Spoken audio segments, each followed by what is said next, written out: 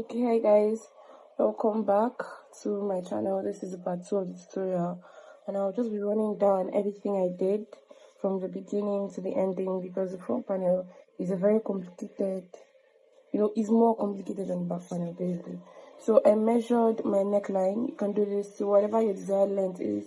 This is inclusive of the collar and the v-neck part. So I measured my neckline, and it was for me exactly 9.5 inches. This is where I want my neckline to start.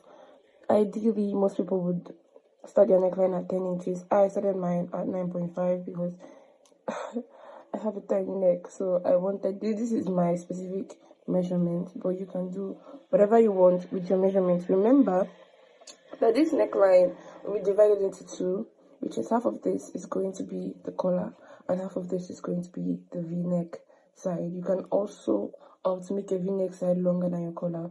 Everything is really just up to you, but ideally it should be half and half. So this is the measurement for the neckline. So I'm just going to make my front panel up to here where this 9.5 stops, and I'll meet you guys back here. Okay, so hi guys, I wanted to really just explain how to measure a neckline and what I meant by 10 inches, 5 inches, 9.5 inches, blah, blah, blah. So I wore a polo shirt, as you can see, so I can show you how the neckline is.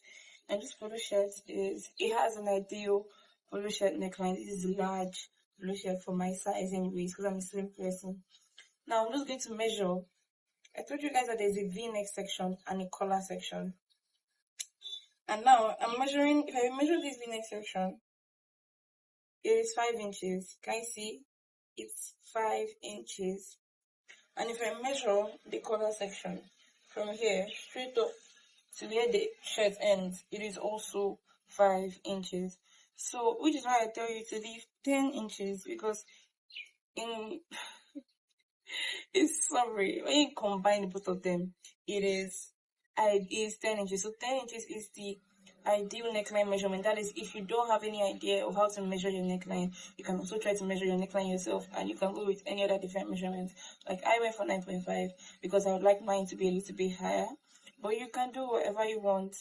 But I'm just trying to show you, for people that don't have any idea, I want to know what an ideal neckline is. This is basically what it is. And what I mean by dividing it half, as you can see, this is 5 inches and this is 5 inches. So this place now, when we are done going straight here, 5 inches, they will not enter the collar for the last 5 inches. And for people that really, the measurements is just sounding 5 inches, basically leave 24 rows. When you're doing your shirt or whatever do you feel, now this is my back panel, right? I stopped at the last 24 inches. So basically 12 inches will be for the collar and 12 inches will be for the v-neck. Do you understand? At the last 24 rows. So basically 12 rows will be for the collar and 12 rows will be for the v-neck. You get, so 1, 2, 3, 4, 5, 6, 7, 8, 9, 10, 11, 12 for the collar.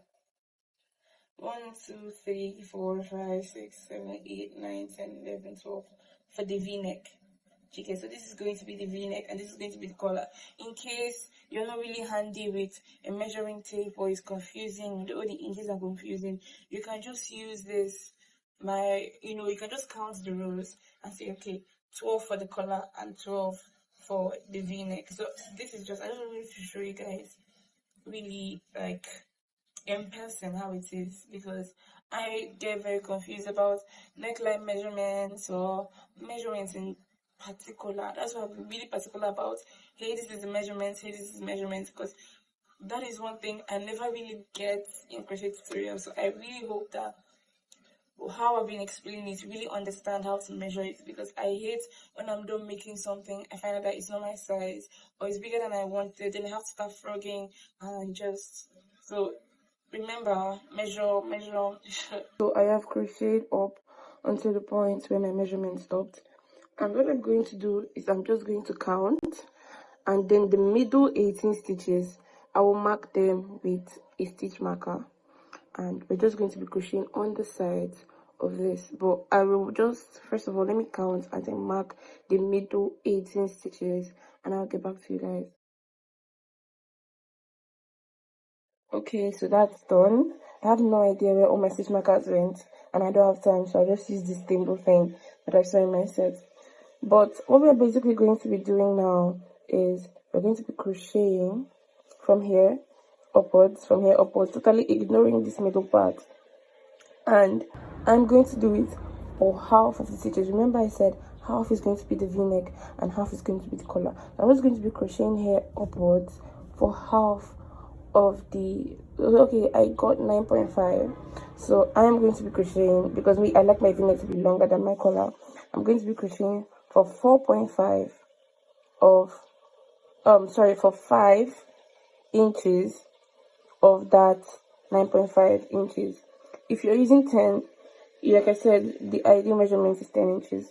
If you're using 10 inches, you can make 5 inches worth of crochet, and then I'll meet you back and show you how to increase. But I can't able to start my row. Just crocheting as usual, as I would.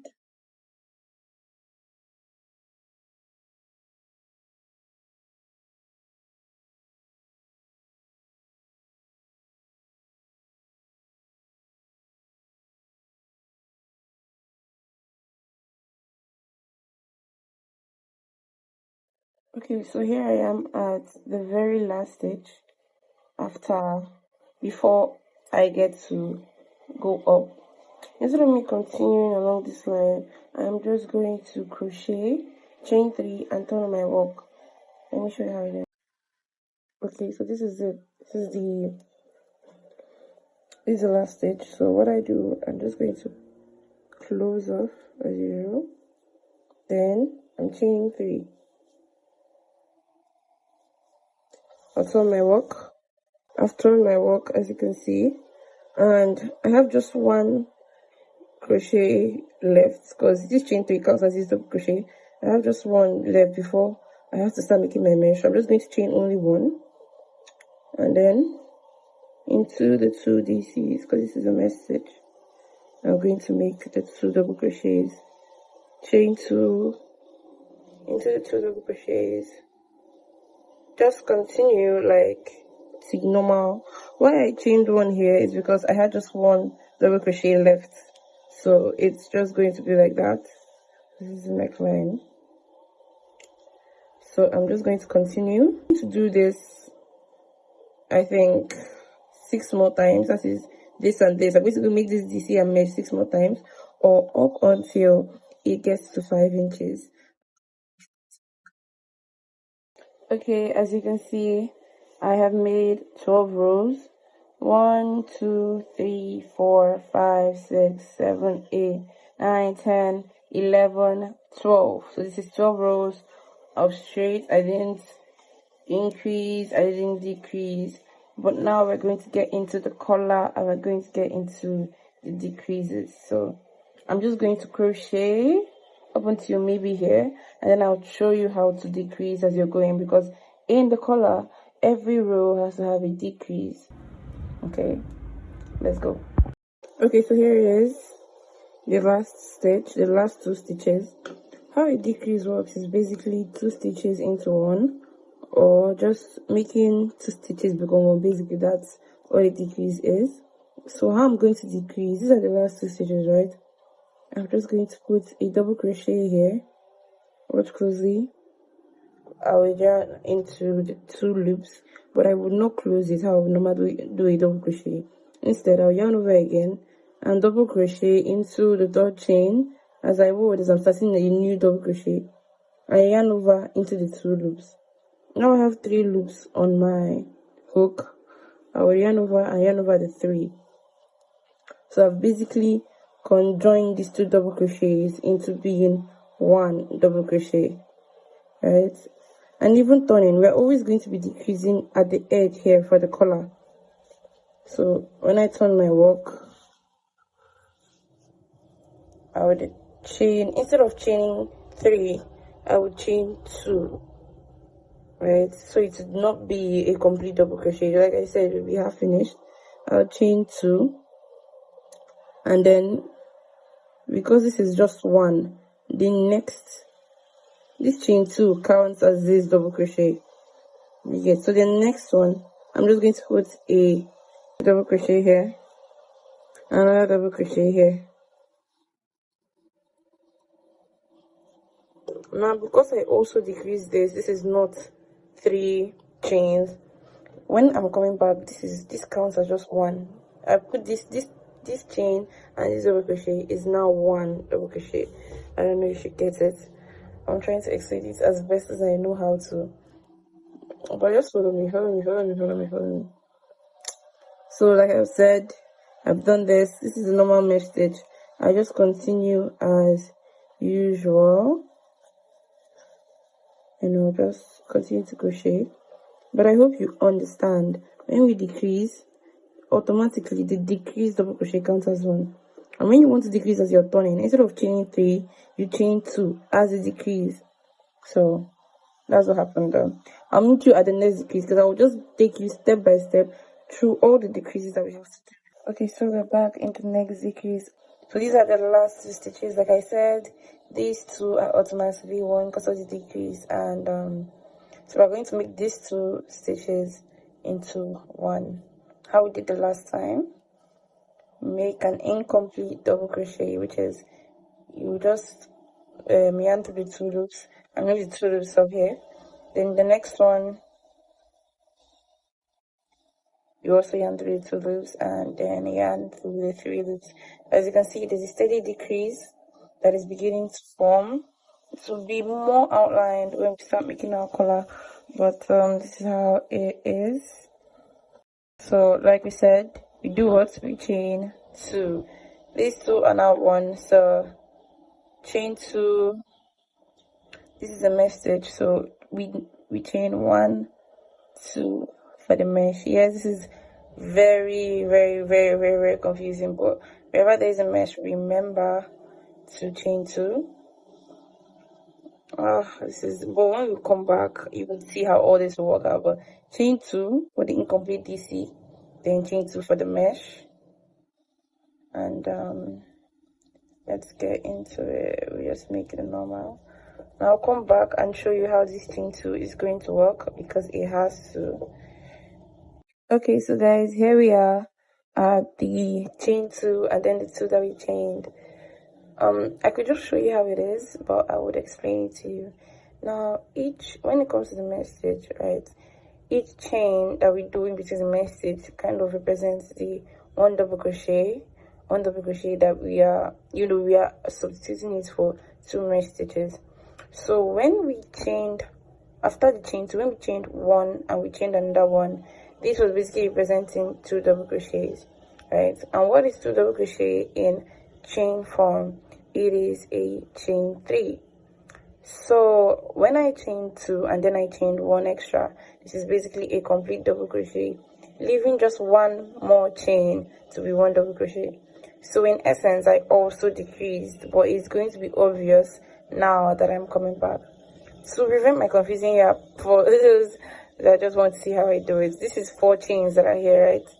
These are the last 2. So we chain in the 4th one. Sorry, or we don't chain inside the chain. Sorry.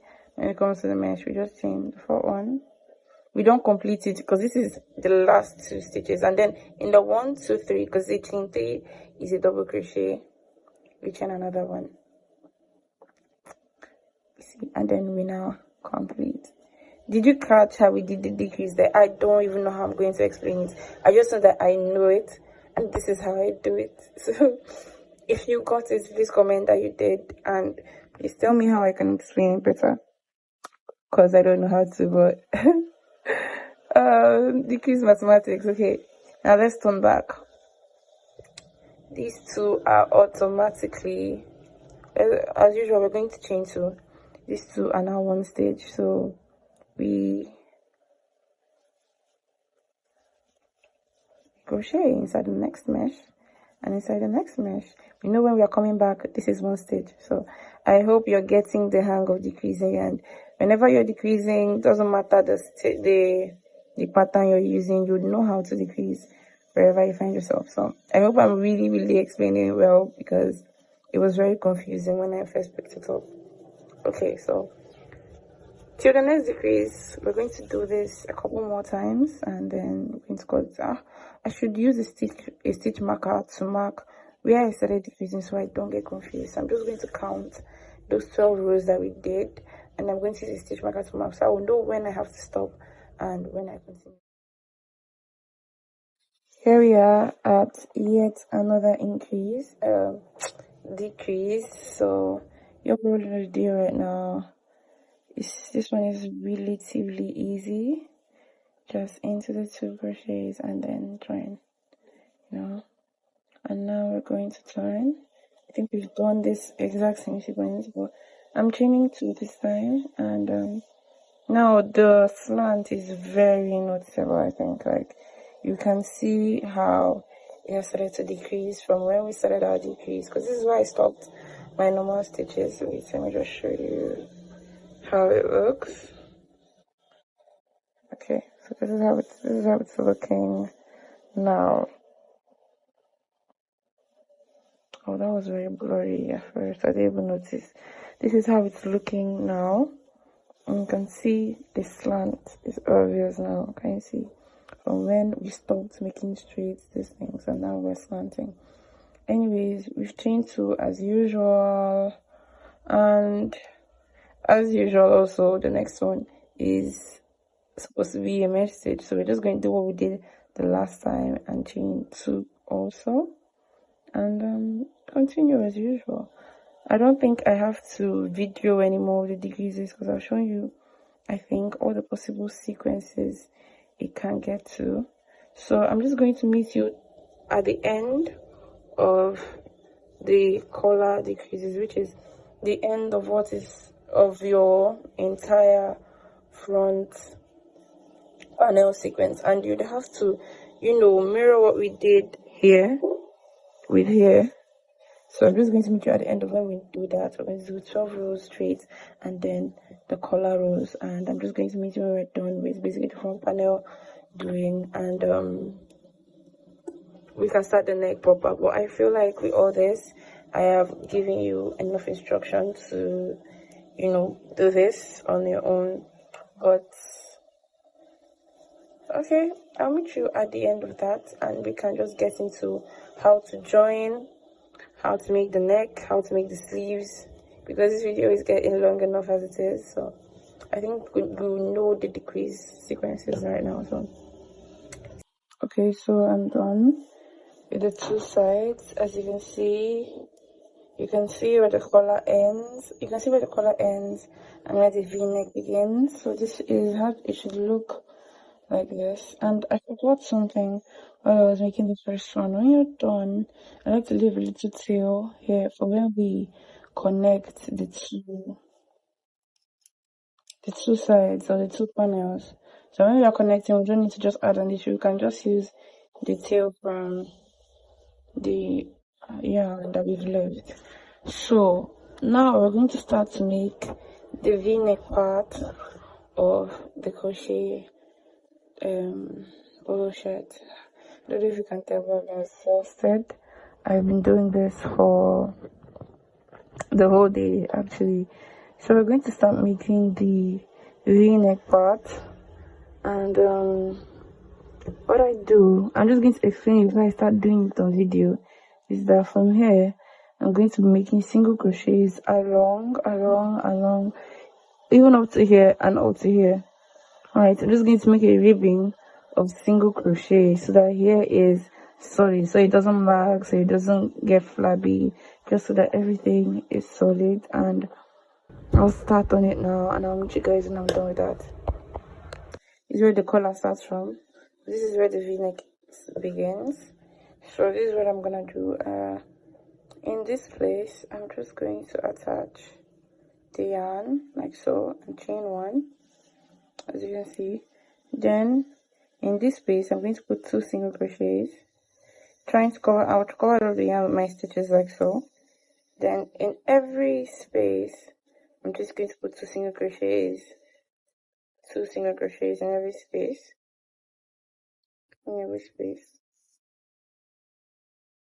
down until the end, down to the other side, because I'm going to walk like this down to here. So this is basically what I'm going to be doing until I reach this place, just to make this side more pronounced and stronger, so it does not lag, because the stitches are kind of free, so it does not lag when we're doing the v-neck eventually. So okay, so this, I'm done with this place, and I just want to show you guys how I transition down to the bottom part.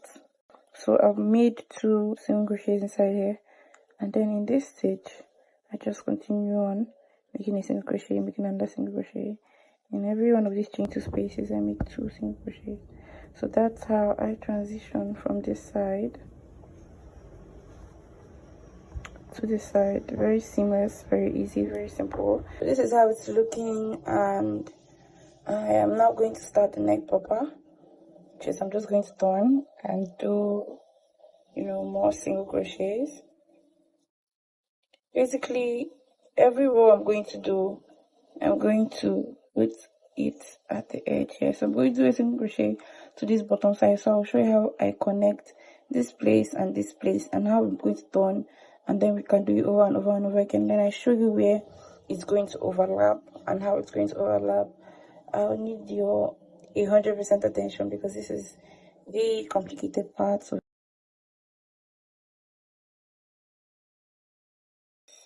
okay, this is the last single crochet. Now into this single crochet, can you see? Into this single crochet that starts this place, I'm not going to make a single crochet, I'm going to make a slip stitch, just joining the 2 of them, right? And then I'm going to slip stitch into the second one to begin the second row.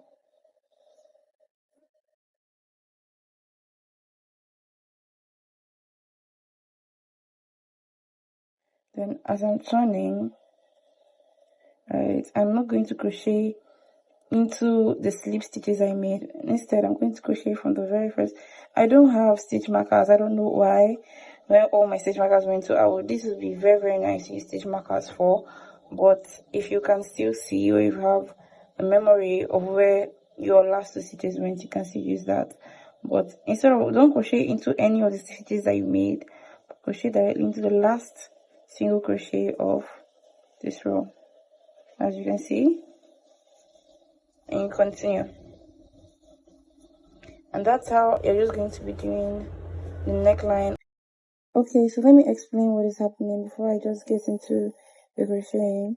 This is 7 rows of single crochet minus the one we used to outline, and this is 18. We left a space of 18, right? So 6 is going to be for each row, where I just normally crochet single crochets, and I slip stitch into the lower one. And it's just going to be that, it's just going to be simply that, like me single crocheting and then slip stitching. But on the 7th row, and that's just going to go for 6 rows, but on the 7th to the 12th row, because each v-neck is going to have 12 rows of single crochet, so from the 7th to the 12th row, I'm going to be, instead of slip stitching into the stitch this way, I'm going to be slip stitching into the back loop. Let me show you an example of how I do that from this 7th stitch. So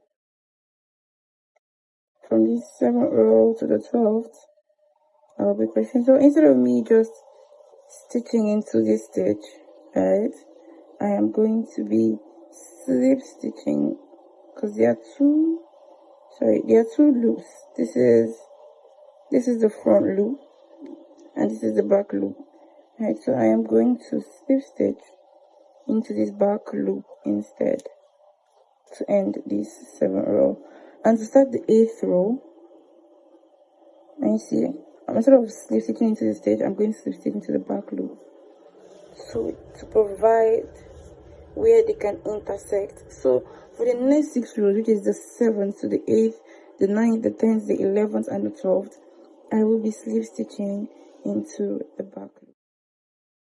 Okay guys, so this is what it's looking like. This is 12 rows of single crochet. I want to show you how the shirt looks like. So I'm going to run it down again. So so that you can really understand how this neck happens. This is 18. We left out a space of 18, right? In these first 6 rows of single crochet, we just slip stitched as we were going. We're slip stitching into this bottom row of single crochet as usual, slip stitching into the stitch. And then for this last 6, we were slip stitching into the back loops only. So if you look there, you can still see that the front loops are still open, and this is to provide an opportunity for intersection. Now the intersecting stitches might be however many you want them to be. If you want them to be 4, if you want them to be 3, if you want them to be 6, as I do because I don't really want it to be open, you can also do this. Now what is left here is 6 single crochets. So when I begin to single crochet from here, I'm just going to mirror what happened here, make 6 single crochets and slip stitch them as usual. When I now reach from the 7th to the 12th row of that, I will not be slip stitching into these front loops. I really hope you guys understand how I am making this v-neck look like. So when I'm done doing the 6 rows of single crochet over here, I will now show you a little bit of how to intersect these 2 parts. Okay, so I'll meet you at the end of this first 6 single crochets. Okay, like I was saying, the neck is really complicated. So this, I'm done with the 6. I've made 6 rows of single crochet, and now it is time to intersect them. So I'm going to slip stitch. I hope you can see this on the front loop. As you can see, the back loop has already been taken by this. I'm going to slip stitch on the front loop and continue crocheting as usual. This would be the 7th row for me now. So you see, the front loops have already been left exposed due to me crocheting on the back loop with the other side of the v-neck collar. So the front loops are much easier to identify now. So wherever I see the front loop, just crochet into that front loop and it will be much easier. So when it's time for me to slip stitch into the front loop again, I would come and show you how. I have made the 8th stitch, as you can see, and then I'm going to crochet again into the front loop. All these are the front loops. As you can see, there are 4 front loops left, as it should be. Now to start the 9th stitch, I'm going to slip stitch into this front loop,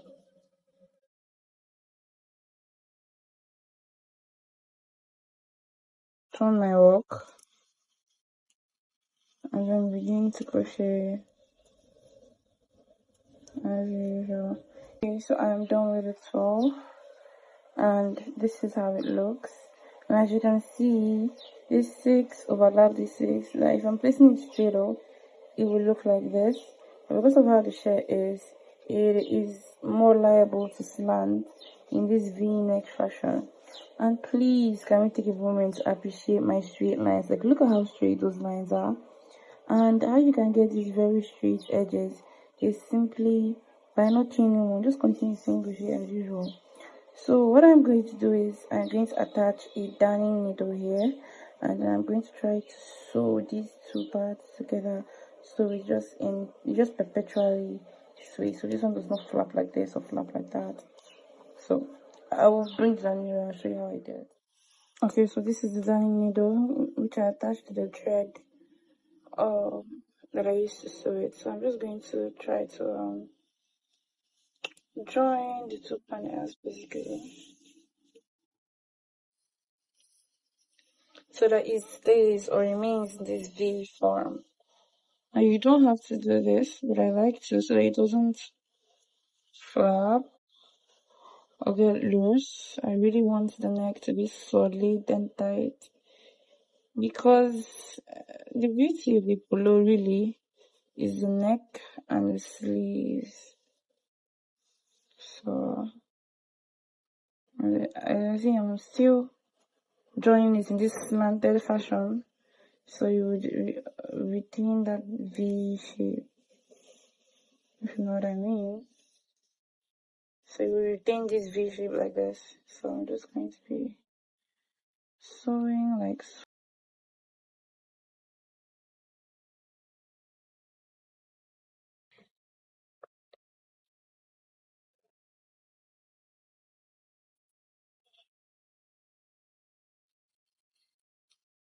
And this is it. We're far from over. What you need to do, there's still a lot of things to be done. There's a lot of cleanup to be made. But this is how the neck is looking. This is being too up. We can also iron it down to make it stay. But this is how the neck looks. This is how everything looks. And it's giving. So the next thing we're going to do is our collar. But to do our collar, we have to join our front panel and our back panel together. So I'm just going to quickly do that in the next clip. This is the wrong side of my panel and this is the wrong side of my panel. I'm just going to be connecting them on the wrong side each by making slip stitches across these two edges so that we can now make our collar, because our collar is inclusive of this side, and this side. So we have to join them, slip stitches across this side, and mind you, this is the front sides that are facing each other. And then so we are joining on the back sides or on the wrong side of the panel. So okay, I'm just going to show how I'm joining the stitches. I am joining on the back loops. I'm using that tail I told you guys to leave when you're done with making this row, and I'm going only back loops only. That's how I'm joining them, using a slip stitch. You can use a darning needle to do this. You can use whichever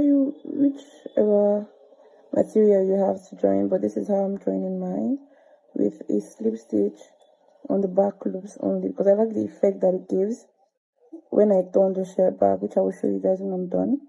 But this is how we are joining. Be careful to count your stitches so that it wouldn't be uneven. Can you see how it looks? The effect it gives when you're doing from just the back loops. Okay, so that's done. As I said, the effect that it gives on the front side looks very appealing.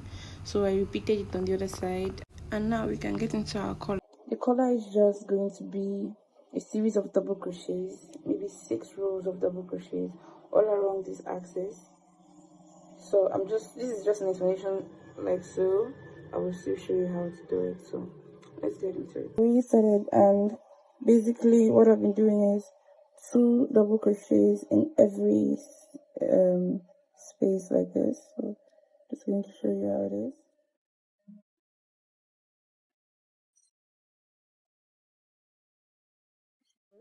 One, and I'm just going to do this all around.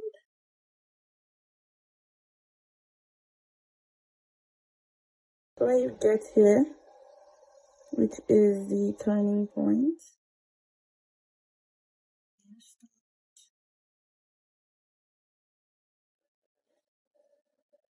you just continue to crochet as usual. And basically that's what you're going to do all the way here and up here. So this is the first row of double crochets that are completed for the collar. Like I told you, the collar is just basically double crochets along the increase, along the back, and along the other side of increase. So at this adjoining part, you might see little holes like this or this. Don't be bothered, this is how it is supposed to be. Now we're going to repeat this row of double crochets 5 more times, which is going to be 6 rows of double crochets. And when we're done with that, I will show you the ending. But that is basically how we do the collar.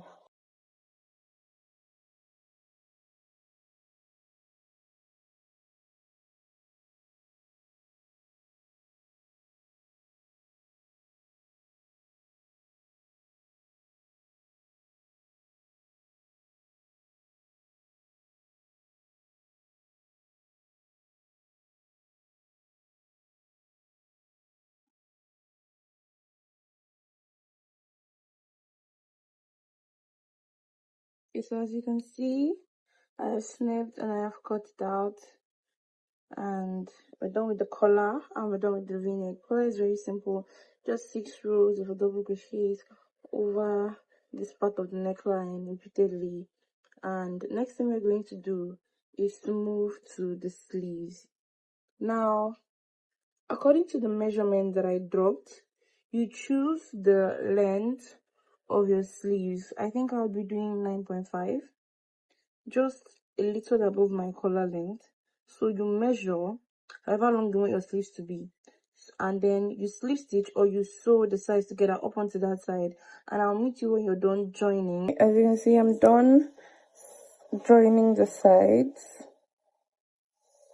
so it is time for me to do my sleeves. So I left a space of 9 inches, so I stopped at that space. I'm just going to slip stitch into the nearest double crochet, and I'm going to chain 3. Now in this space, I'm going to make another double crochet, and this counts as 2 double crochets. Then I'm just going to make 2 double crochets for each double crochet stitch I encounter, and I'm going to do this all through till I get to the other part of this stitch. I'm just going to go all around like this till I get here. Okay, so as you can see, I have crocheted up onto this point, and what I'm going to do basically is I am going to join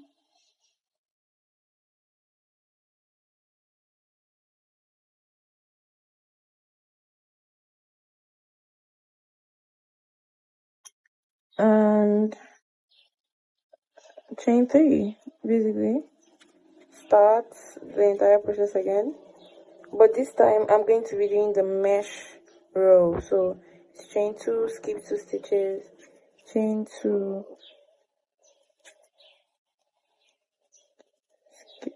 skip 2 stitches, make 2, just like this. So this is how it's going to go again and again and again and again. It's the same stitch for the body that we're going to be using for the hands. So just do it again and again and again and again until you reach your desired length for your sleeve.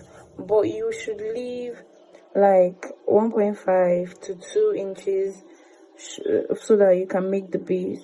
Like if you're making your sleeve, for example, to be 7 inches long, you can make this DC with the DC mesh for 5.5 inches or 6 inches and leave just enough so that we can do our single crochet base as we did at the bottom. I'm done with my sleeves. I made 1, 2, 3, 4, 5, 6, 7, 8, 10.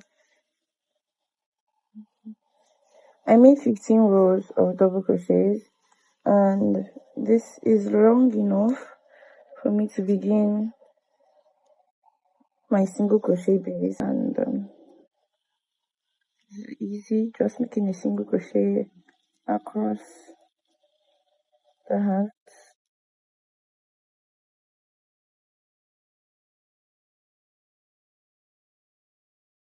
And I'm going to do this 4 times, just around 4 times, like how we did when we were starting the shirt. And when I'm done, I'm going to show you how to finish.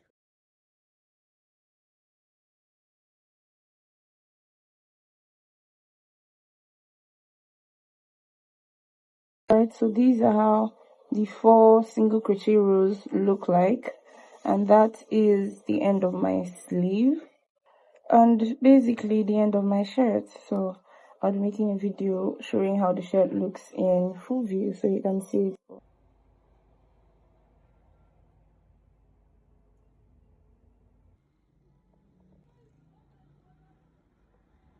Thank you so much for watching my video. Thank you so much if you're subscribing.